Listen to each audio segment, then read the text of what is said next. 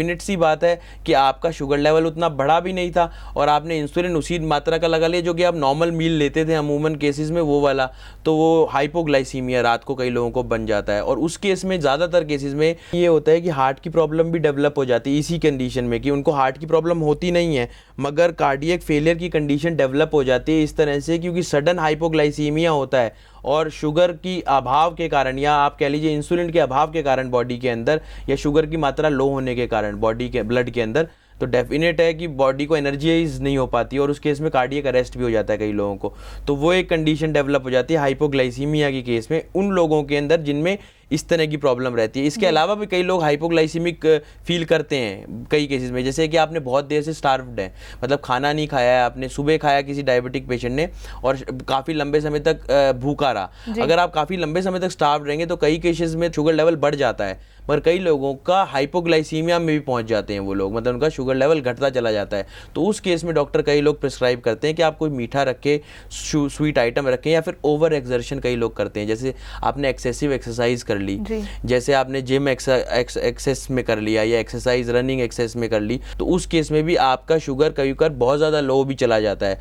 उस केस में भी उन लोगों को कहा जाता है कि आप मीठा कुछ ना कुछ रखिए। कई क्रिकेटर्स भी हैं हमारे यहाँ पे तो नहीं, बाहर के कंट्रीज़ में, जिनको डायबिटिक हैं, वो अमूमन केसेस में इंसुलिन डिपेंडेंट भी थे तो वो ऐसे ही स्वीट आइटम रखते थे अपने साथ खाने के लिए। तो कुछ लोगों को पता नहीं होता कि किस तरह की डाइट लेनी चाहिए डायबिटीज़ में। मैं इसी के बारे में आपसे थोड़ा और जानना चाहूँगी कि बैलेंस डाइट की आपने बात करी, तो किस तरह की चीज़ें उन्हें खानी चाहिए और किस तरह की अवॉइड करनी चाहिए? देखिए, इसमें सबसे ज़्यादा अवॉइड करने वाली तो 3 ही चीज़ें हैं। एक तो तला हुआ नहीं खाएं, एक मीठी चीज़ें, मीठे आइटम्स या मीठे फ्रूट्स जो होते हैं ज़्यादा, उनको अवॉइड करें। उसके अलावा डायरेक्ट शुगर का कंटेंट जितने भी हैं वो सब अवॉइड करें, या मिठाइयों का जो यूज़ है वो अवॉइड करें, या आलू जो सबसे ज़्यादा कार्बोहाइड्रेट कंटेंट रहता है उसके अंदर, वो सब अवॉइड करें। उसके अलावा सब्जियों में आप सब खा सकते हैं, चाहे वो घिया हो गई, तोरी होगी, टिंडा हो गया, ग्रीन लीफी वेजिटेबल सारी खा सकते हैं आप।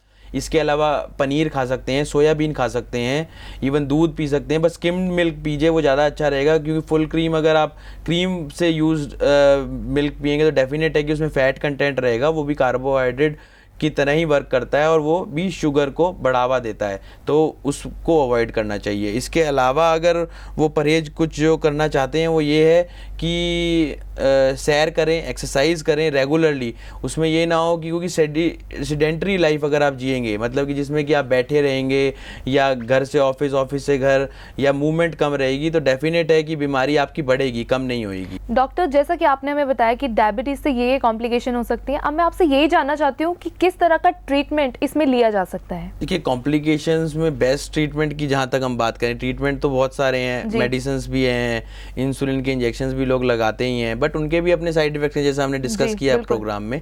तो बेस्ट ट्रीटमेंट की जहाँ तक मैं बात करूँगा तो उसमें तो एक ही ट्रीटमेंट है, ऐसा नहीं कि मैं अपनी ट्रीटमेंट की बात करूँगा, मगर बेस्ट है, क्योंकि हमने देखा है बहुत सारे पेशेंट्स हैं हमारे जिन्होंने उसे यूज़ किया है, दैट इज़ डायबाट्रॉन। अगर डायबाट्रॉन का आप रेगुलरली यूज़ करते हैं तो डेफिनेट है कि एक तो साइड इफ़ेक्ट्स के विदाउट आपकी शुगर भी कंट्रोल होएगी, प्लस कोई कॉम्प्लिकेशंस भी डेवलप नहीं होंगे, तो वो एक बेस्ट ट्रीटमेंट है मेरे हिसाब से, और ठीक भी हो जाएंगे आप शुगर से और कोई साइड इफ़ेक्ट्स भी नहीं रहेंगे। उसके बाद धीरे धीरे करके आप नॉर्मल पेशेंट, जैसे नॉर्मल एक आदमी होता है उस तरह की डाइट भी ले सकेंगे।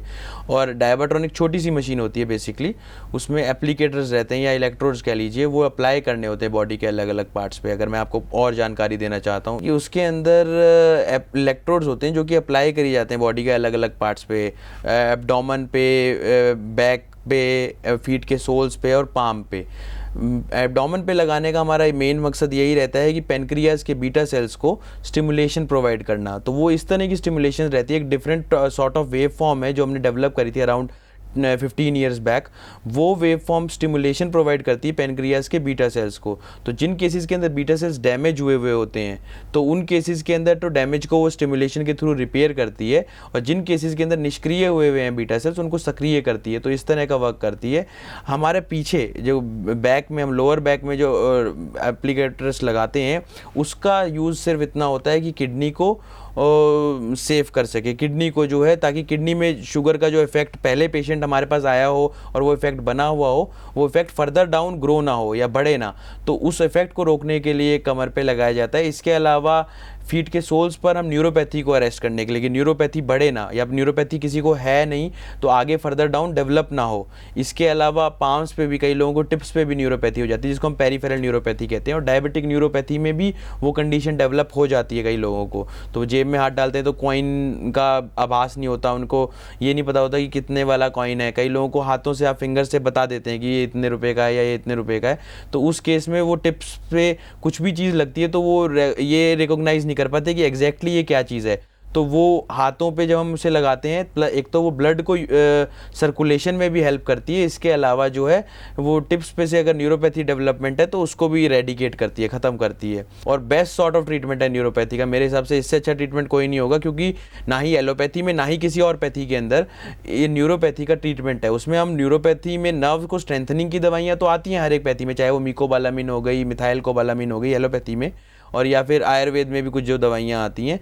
बट वो न्यूरोपैथी पे जो क्रिस्टल फॉर्मेशन नर्व्स के ऊपर बनी हुई है उनको श्रग ऑफ नहीं करती। जबकि हमारी मशीन जब ये स्टिमुलेशन प्रोवाइड करती है तो जो नर्व्स के ऊपर क्रिस्टल फॉर्मेशन डेवलप हुई है उनको श्रग ऑफ हटाना शुरू कर देती है धीरे धीरे करके, और वो ब्लड में यूज़अप होनी शुरू हो जाती है जब वो मिक्स होती है वो क्रिस्टल फॉर्मेशन। तो इस तरह से न्यूरोपैथी भी ठीक रहती है अगर पेशेंट को न्यूरोपैथी हो गई है तो।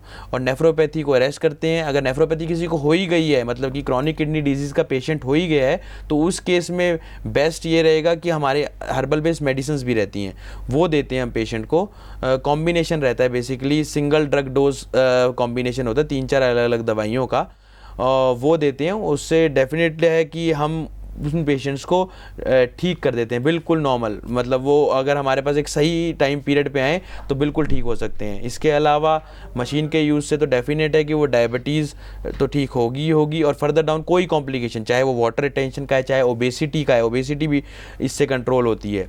इसके अलावा वाटर रिटेंशन, ओबेसिटी हुए, इंसुलिन के साइड इफ़ेक्ट से भी बचेंगे आप, मेडिसिन के साइड इफ़ेक्ट से भी बचेंगे, और अपनी बीमारी को कंट्रोल के अलावा क्योर भी कर पाएंगे। तो एक और प्लस है कि आपको यहाँ क्योर मिल पा रहा है और विदाउट एनी साइड इफेक्ट। तो मेरे हिसाब से बेस्ट ट्रीटमेंट तो यही रहेगा कि आप डायबाट्रॉन मशीन का यूज़ करें, इस सारी बीमारी से निजात पा पाएंगे। डॉक्टर, आप अपना कीमती समय निकाल के हमारे स्टूडियो में आए और कॉम्प्लिकेशंस ऑफ डायबिटीज़ के बारे में इतनी अच्छी जानकारी हमें और हमारे दर्शकों को दी, इसके लिए आपका बहुत बहुत शुक्रिया। Thank you.